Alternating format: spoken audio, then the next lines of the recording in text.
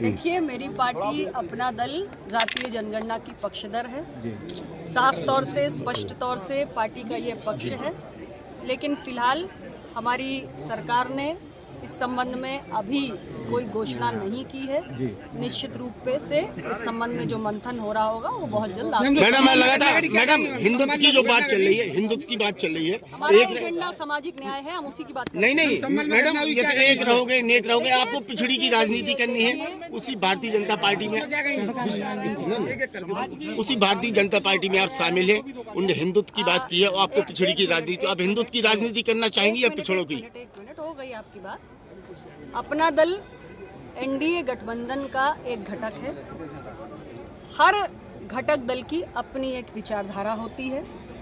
हमारी पार्टी अपना दल अपने गठन के समय से सामाजिक न्याय की विचारधारा को लेकर संघर्ष कर रही है।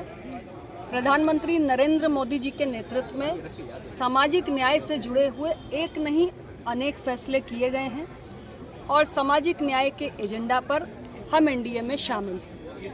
जहां तक विषय संभल की घटना का है, मेरी पार्टी अपना दल की ओर से संभल की जनता से ये अपील करना चाहूँगी कि वो शांति बनाकर रखें और इस संबंध में किसी भी पक्ष को किसी के भी बहकावे में या भड़काने में आने की ज़रूरत नहीं है। ये पूरा मामला अदालत की निगरानी में है।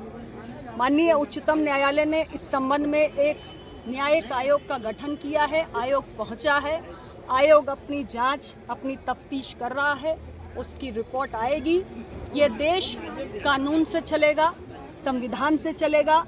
सभी पक्ष धैर्य का परिचय दें और अपना दल स्पष्ट रूप से ये कहता है कि जांच की जो भी रिपोर्ट आएगी, आयोग की जो भी फाइंडिंग्स आएंगी, जो भी दोषी है उसे बख्शा नहीं जाना चाहिए। मैडम, आपके पॉलिटिकल एजेंडे में सामान्य वर्ग का क्या रोल है? क्या कहेंगे? आपके पॉलिटिकल एजेंडे में सामान्य वर्ग का क्या रोल है? वो भी चल रही है।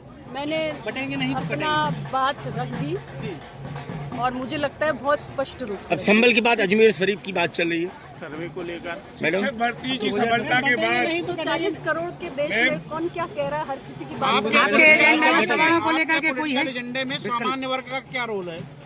हमारी पार्टी सामाजिक न्याय की बात करती है। सामाजिक न्याय में पिछड़ा, सामान्य वर्ग का रोल क्या है? कुचला वर्ग जो है, हम उसके हक अधिकार की लड़ाई लड़ते हैं और जो भी हमारा सामान्य वर्ग का साथी अपना दल की विचारधारा से सहमत है, वो पार्टी में आए और दबे कुचले वर्ग को मजबूत करने के लिए योगदान दें। उसका स्वागत। एक रहेंगे, सेफ रहेंगे, क्या कहेंगे आप इस पर? एक रहेंगे, पालिका में भी ओबीसी आरक्षण होना चाहिए। क्या इसका क्या? मैं सिर्फ इतना कह रही हूँ कि देश की न्यायपालिका लोकतंत्र का एक बहुत महत्वपूर्ण स्तंभ है और हमारे निचली अदालत से लेकर सर्वोच्च अदालत तक आज मुकदमों का अंबार लगा हुआ है। आम आदमी का पैसा, उसका समय, उसका धन नष्ट हो रहा है क्योंकि हमारे पास न्यायाधीशों की पर्याप्त संख्या नहीं है।